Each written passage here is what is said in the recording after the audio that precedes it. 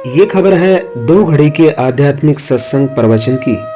अधिकतर व्यक्ति गाने और बजाने को सत्संग समझते हैं, जबकि गाने बजाने को भजन कहा जाता है।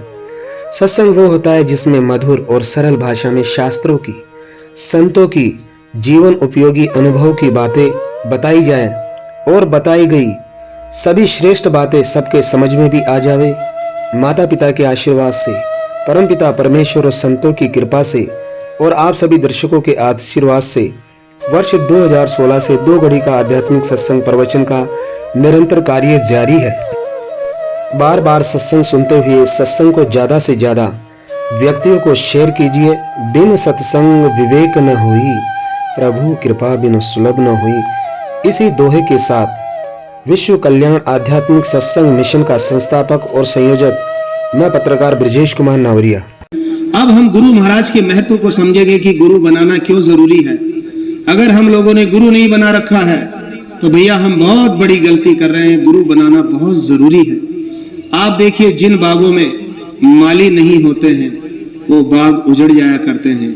उसी प्रकार से जिन लोगों के जीवन में सही शिक्षा देने वाले सतगुरु नहीं होते हैं उनका भी मनुष्य जीवन बिगड़ जाता है। तो भैया ये मनुष्य जीवन बड़ा अनमोल है जो भगवान ने हमें दिया है, लेकिन बिना गुरु की सही शिक्षा के अभाव में ये शरीर विष की बेलड़ी बन जाता है। ये शरीर हमेशा बुराइयों की तरफ जाने लग जाता है, पाप कर्म करने लग जाता है। लेकिन जब गुरु महाराज की शरण में चले जाते हैं तो गुरु महाराज हमें मना करते हैं कि भैया भगवान के दिए हुए इस शरीर से किसी भी प्रकार का कोई भी पाप कर्म का कार्य नहीं करना है और कोई भी बुराई का काम नहीं करना। तो देखिए गुरु महाराज की महिमा में क्या कहा जा रहा है। यह तन विष की बेलड़ी, गुरु अमृत की खान, और सिर दीजे सतगुरु मिले तो भी सस्ता जान। पारस और संत में तू बड़ो अंतरो जान, पारस लोहा कंचन करे गुरु कर ले आप समान। इसलिए भैया हमारे जीवन में गुरु होना बहुत जरूरी है। अब बहुत से लोग संसार में आप देखिए भांति भांति के लोग हैं। बहुत से लोग तो अपने आप को ही गुरु मानकर संसार में विचरण करते हैं कि हम ही गुरु हैं, हमें किसी गुरु की क्या आवश्यकता है। बहुत से लोग गुरु नहीं बनाते हैं लेकिन 4 काम करते रहते हैं। कौन से 4 काम करते रहते हैं? सबसे पहला कार्य जिंदगी भर देवी देवताओं को पूजते रहते हैं। दूसरा काम तीर्थों में जाते हैं। तीसरा काम मंदिरों में जाते हैं। चौथा काम जिंदगी भर व्रत उपवास करते रहते हैं। जो भी कोई ये 4 काम कर रहे हैं उन सभी लोगों को धन्यवाद है। ये 4 काम बहुत अच्छे हैं। जब हम देवी देवताओं की पूजा अर्चना करते हैं तो देवताओं का आशीर्वाद हमें मिलता है। जब हम तीर्थों में जाते हैं तो तीर्थों का फल हमें मिलता है। जब हम किसी भी मंदिर में जाते हैं तो मंदिर में जिस भी देवी देवता की प्रतिमा होती है वहां से हमें आशीर्वाद मिलता है। और जब हम किसी भी देवी देवता के नाम से व्रत करते हैं, अनुष्ठान करते हैं तो वहां से हमें आशीर्वाद मिलता है। जो भी कोई ये 4 कार्य कर रहे हैं ये उन लोगों से लाख गुना बढ़िया है। किन लोगों से लाख गुना बढ़िया है? जो सुबह उठेंगे, खाएंगे पिएंगे, रात को खाएंगे पिएंगे, सो जाएंगे, अपनी आत्मा के कल्याण के लिए कुछ भी नहीं करते हैं। ऐसे लोगों से ये लोग लाख गुना बढ़िया है जो ये 4 काम कर रहे हैं। लेकिन कोई भी इंसान अगर ये 4 काम करते हुए ये सोच रहा है कि मेरी आत्मा परमात्मा में मिल जाएगी, ये 4 काम करते हो, तो भैया ये गलतफहमी है। बिना गुरु के कभी भी किसी भी इंसान की गति नहीं होती है। जब हम गुरु बनाने गए तभी हमारी गति होगी, तभी हमारी मुक्ति होगी। इसलिए गुरु बनाना बहुत जरूरी है। गुरु महाराज की महिमा के अंदर कहा गया है, गुरु है गोविंद से बड़े, मन में देख विचार, हरि सुमरे सो वार है और गुरु सुमरे सो पार है। गुरु महाराज की महिमा के अंदर कहा गया है, गुरुर ब्रह्मा गुरुर विष्णु गुरुर देवो महेश्वरा गुरुर साक्षात पार ब्रह्म तस्मै श्री गुरुवे नमः। बहुत से लोग गुरु नहीं बनाते हैं, माला फेरते हैं, व्रत उपवास करते हैं, दान धर्म करते रहते हैं। आप देखिए जो फल मिलना चाहिए वो फल नहीं मिल पाता है। तो देखिए क्या कहा गया है, गुरु बिन माला फेरते गुरु बिन देते दान, उनका दान निष्फल है पूछो वेद पुराण। इसलिए भैया गुरु बनाना बहुत जरूरी है।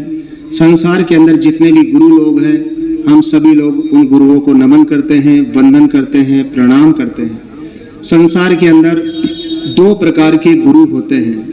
पहले प्रकार के गुरु वो होते हैं जिन्हें आत्मा के बारे में, परमात्मा के बारे में और इस संसार के बारे में थोड़ी बहुत जानकारी होती है। दूसरे प्रकार के वो पूर्ण गुरु होते हैं संसार के बारे में, आत्मा के बारे में, परमात्मा के बारे में पूरी जानकारी होती है। जब हम तलाश करते करते ऐसे गुरु की शरण में पहुंच जाते हैं और पहुंचने के बाद हम ये कहते हैं कि मैं आपको अपना गुरु बनाना चाहता हूं और मैं आपका शिष्य बनना चाहता हूं, तो देखिए जितने भी पूर्ण गुरु होते हैं हर किसी को शिष्य नहीं बनाते हैं। शिष्य बनाने से पहले वो वचन लेते हैं और जो भी कोई वचन दे देता है उसी को वो अपना शिष्य बना लेते हैं। अब ध्यान से सुनना, गुरु महाराज कौन से वचन लेते हैं। सबसे पहला वचन गुरु महाराज लेते हैं कि भैया आज के बाद भगवान के दिए हुए इस शरीर से किसी भी प्रकार का कोई भी पाप कर्म का कार्य बिल्कुल भी नहीं करना है। अब गुरु महाराज ये बात क्यों बोलते हैं, क्योंकि गुरु महाराज जानते हैं जब तलक पापों से ये दिल दूर हो जाता नहीं तब तलक कोई भी इंसान सुख चैन पाता नहीं। कोई भी इंसान अगर भगवान के दिए हुए इस शरीर से पाप कर्मों को करेगा वो कभी भी सुख शांति से नहीं रहेगा, क्योंकि जो भी इंसान भगवान के दिए हुए इस शरीर से पाप कर्म करेगा तो आप देखिए चोर की दाढ़ी में हमेशा तिनका रहेगा। इसलिए गुरु महाराज सबसे पहला कार्य ये करते हैं कि भैया अब तक किया जो किया, लेकिन आज के बाद अब किसी भी प्रकार का कोई भी पाप कर्म का कार्य नहीं करना है। ये गुरु महाराज पहला वचन लेते हैं। दूसरा वचन गुरु महाराज लेते हैं कि भैया जिंदगी भर अपने खान पान की शुद्धता का ध्यान रखना है। अब किसी भी प्रकार का कोई भी नशा नहीं करना है और किसी भी जीव को मारकर काटकर मांसाहार बिल्कुल भी नहीं करना है। अब गुरु महाराज ये बात क्यों बोलते हैं, क्योंकि गुरु महाराज जानते हैं जैसा पिएगा पानी वैसी बोलेगा वाणी, जैसा खाएगा अन्न वैसा हो जाएगा मन। तो गुरु महाराज हमें सारे पापों से मुक्त करके हमें निर्मल करना चाहते हैं। देखिए कबीर साहब क्या कह रहे हैं, कबीरा मन निर्मल भया जैसे गंगा नीर, पीछे पीछे प्रभु फिरे कहत कबीर कबीर। आप देखिए जब भगवान के दिए हुए इस शरीर से जब हम सत्कर्म करते हैं तो भगवान सदैव हमारे अंग संग रहते हैं, हमारे साथ रहते हैं। भगवान भले ही नजर नहीं आओ लेकिन भगवान सदैव हमारे साथ रहते हैं। लेकिन जब भगवान के दिए हुए इस शरीर से जब हम पाप कर्म करने लग जाते हैं तो भैया भगवान हमसे दूर हो जाते हैं। तो हमें भगवान को दूर नहीं रखना है, हमेशा भगवान को साथ रखना है। और भगवान को साथ रखने के लिए हमें क्या करना पड़ेगा, हमें इस शरीर से सिर्फ सत्कर्म करने पड़ेंगे। जब हम भगवान के दिए हुए शरीर से सत्कर्म करते हैं तो भगवान सदैव हमारे साथ रहते हैं। कैसी भी मुसीबत आ जाए भगवान मुसीबत के समय हमारी रक्षा भी करते हैं। आप देखिए महाभारत के अंदर द्रौपदी की लाज किसने रखी, भगवान श्री कृष्ण जी ने रखी। आप देखिए जो द्रौपदी और पांडव थे नेकिर ईमानदारी के रास्ते पर चलने वाले थे और भगवान सदैव उनके साथ रहते थे। इसी प्रकार से कोई भी इंसान इस धरती के ऊपर रहते हुए अगर भगवान के बताए हुए मार्ग पर चलेगा, सत्कर्म करेगा तो भगवान सदैव उसके साथ रहेंगे। तो गुरु महाराज ये दूसरा वचन लेते हैं। तीसरा वचन गुरु महाराज लेते हैं कि भैया जैसी हमारी आत्मा है वैसे ही औरों की आत्मा समझना, कभी किसी की आत्मा नहीं दुखानी है। अब गुरु महाराज ये बात क्यों बोलते हैं, क्योंकि गुरु महाराज जानते हैं अगर हमने किसी की भी आत्मा दुखा दी तो आत्मा की मिलेगी बद्दुआ, और आत्मा की बद्दुआ की वजह से न तो हम सुख शांति से रह पाएंगे और न ही संसार सागर से पार हो जाएंगे। इसलिए गुरु महाराज हमें मना करते हैं कभी किसी की आत्मा नहीं दुखानी है। अगर हमें आत्मा की लेनी है तो आत्मा की हमें दुआ लेनी है। आत्मा की दुआ से हम जिंदगी में फलते हैं, फूलते हैं और जिंदगी में हम बहुत तरक्की करते हैं। अब जो कोई इंसान गुरु महाराज की बात को सुन लेता है, समझ लेता है और गुरु महाराज को वचन दे देता है, गुरु महाराज उसी को अपना शिष्य बना लेते हैं। और शिष्य बनाने के बाद उसके कान में भगवान का मंत्र देते हैं जिसे गुरु मंत्र कहते हैं। उसके सिर पे हाथ रखते हैं और उसके बाद उससे कहते हैं कि भैया अगर सुख शांति पूर्वक अगर जिंदगी गुजारनी है, इसी जन्म में भवसागर से पार होना है तो 3 कार्य करने हैं। अब आइए हम ध्यान से सुनते हैं गुरु महाराज कौन से 3 कार्य करने के लिए हमें कहते हैं। गुरु महाराज सबसे पहला कार्य कहते हैं कि दिन और रात में 24 घंटे होते हैं। 24 घंटे में 23 घंटे तो अपने घर परिवार को देना है, अपने काम धंधे में लगाना है, लेकिन 1 घंटा जिसमें से आधा घंटा तो सुबह और आधा घंटा शाम को क्या करना है, हमें भगवान को याद करना है। आप देखिए हम जितने भी लोग हैं, जब हम माता के गर्भ में थे वहां 3 समस्याएं थी। पहली समस्या, हम माता के गर्भ में उल्टे लटके हुए थे। दूसरी समस्या, जिस तरह ईंट भट्टे में पकती है उसी प्रकार से माता के गर्भ में बड़ी अग्नि होती है जिसे जठरा अग्नि बोलते हैं, उस अग्नि में हम तप रहे थे। तीसरी समस्या, वहीं पर मलमूत्र की थैलियां होती है, बड़ी दुर्गंध, बड़ी बदबू रहती है। इन 3 समस्याओं से जूझते हुए हम भगवान को ये वचन देकर आए कि हे भगवान, क्योंकि गर्भ के अंदर भगवान सदैव हमारे साथ रहते हैं, तब भगवान को हम लोग ये वचन देकर आए थे कि हे भगवान, मुझे यहाँ से बाहर निकालिए। मैं रोजाना सुबह शाम आपका भजन करूंगा, आपको याद करूंगा और आपके बताई हुई नेकी ईमानदारी के रास्ते पर चलूंगा। लेकिन आप देखिए, संसार में आने के बाद मन और माया का ऐसा जाल बिछ जाता है कि हम न तो सुबह शाम भगवान को याद कर पाते हैं, न ही भगवान के बताई हुए नेकी ईमानदारी के रास्ते पर चल पड़ते हैं। लेकिन आप देखिए, जब हम गुरु महाराज की शरण में पहुंच जाते हैं तो गुरु कौन है? गुरु भगवान का ही स्वरूप होते हैं। तो गुरु महाराज हमें वही वचन के लिए कहते हैं कि भैया, जो भगवान को वचन देकर आए हो वो भगवान का वचन निभाओ। आधा घंटा सुबह, आधा घंटा शाम को भगवान को जरूर याद करो। बहुत से लोग ये कहते हैं कि भैया, आधा घंटा सुबह और आधा घंटा शाम को भगवान को याद करने से क्या होगा? तो देखिए, ध्यान से सुनना, भगवान को याद करने से क्या होगा। सुमरण से सुख होता है। सुमरण का मतलब होता है याद करना। सुमरण से सुख होता है, सुमरण से दुख जाए, कहे कबीर सुमरण किए साई माई समाए। कोई भी इंसान गुरु के बताए नियम अनुसार सुबह शाम जब भगवान को याद करता है, उसके जीवन में कैसी भी परेशानी हो, कैसी भी दुख तकलीफ परेशानी हो, सब दूर हो जाएगी। उसके जीवन में सुख आ जाएगा। मान लीजिए किसी के काम धंधे की परेशानी है, उसकी परेशानी भगवान दूर कर देंगे। किसी के बच्चे की परेशानी है, रिश्ता नहीं हो रहा है, भगवान उनका रिश्ता करा देंगे। किसी के काम धंधे की परेशानी है और किसी के मान लीजिए कैसी भी परेशानी हो, कोई बीमारी है, हारी बीमारी हो रखी है, उससे परेशान हो रहा है, लेकिन कोई भी इंसान जब नियम से भगवान को याद करेगा तो भगवान उसकी प्रार्थना को जरूर सुनेंगे, क्योंकि भगवान बड़े दयालु है, बड़े कृपालु है। लेकिन वो कब सुनते हैं? जब हम नियम से भगवान को याद करते हैं। तो जब हम सुबह शाम भगवान को याद करेंगे तो हमारे जीवन में सुख आ जाएगा, हमारे जीवन से दुख चला जाएगा।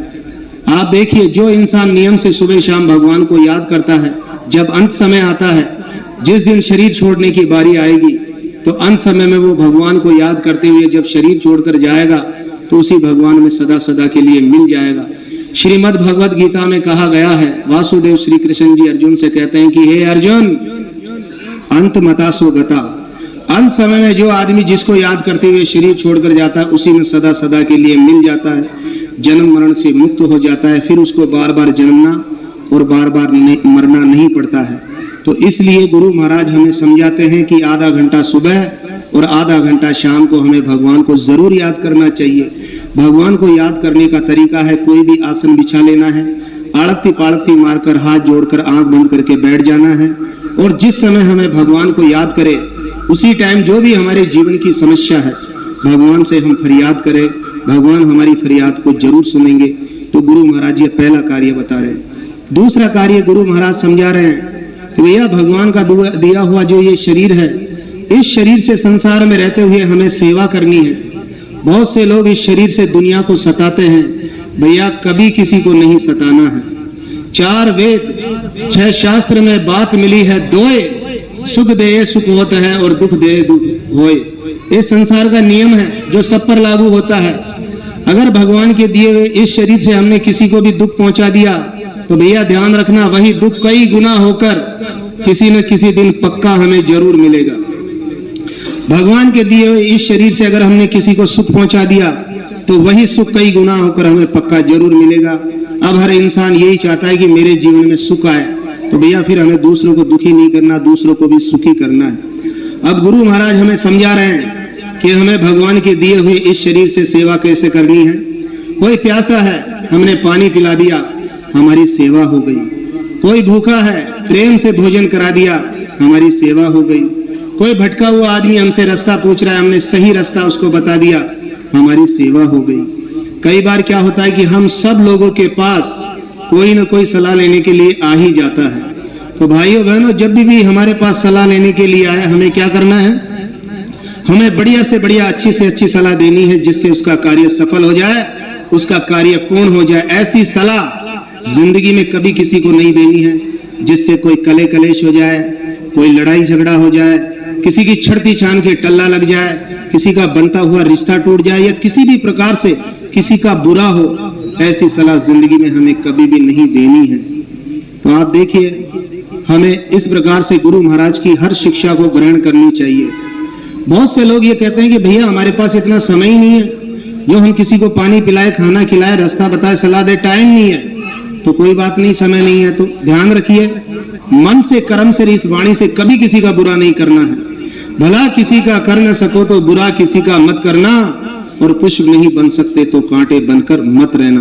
भाइयों बहनों, हमेशा ध्यान रखिए, जो दूसरों के घरों में आग लगाने का काम करते हैं, एक दिन उन्हीं के घर में आग लग जाती है, और जो दूसरों के घरों में बाग लगाने का काम करते हैं, मालिक की कृपा से एक दिन उसी के घर में बाग लग जाते हैं। अब हर इंसान यही चाहता है कि मेरे जीवन में बाग लगे, तो हमें दूसरों के घरों में फिर बाग लगाने हैं। बात चल रही है सेवा की, तो आप देखिए, घर के अंदर जो माँ बाप है, घर के अंदर जो सास ससुर है, और इस संसार के अंदर सही शिक्षा देने वाले गुरु है, ये साक्षात भगवान का स्वरूप है। इनको रोजाना उठकर प्रणाम करना चाहिए, तन से, मन से, धन से इनकी सेवा करनी चाहिए।